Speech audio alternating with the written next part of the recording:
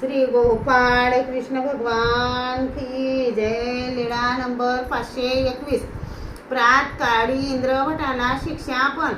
सर्वज्ञ पहाटेला शौचास गेले। शौचाला जाऊन आल्यानंतर आवारात आग्नेय कोण्याकडील उत्तर भिमुख देवळात सर्वज्ञांसाठी आसन केले। सर्वज्ञ मुखामार्जन आटपत होते तेव्हा इंद्रभट गंगेकडून आले। सर्वज्ञ म्हणाले, इंद्रिया, रात्री पण विधी केला नाही आणि आताही केला नाही असे का?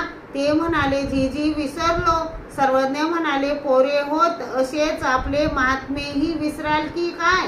यावर ते म्हणाले, जीजी ते सर्वज्ञांचे, त्यांना आम्ही असे कसे विसरू? सर्वज्ञ प्रसन्नतेने म्हणाले, तर मग ठीक आहे। श्री गोपाळ कृष्ण भगवान की जय।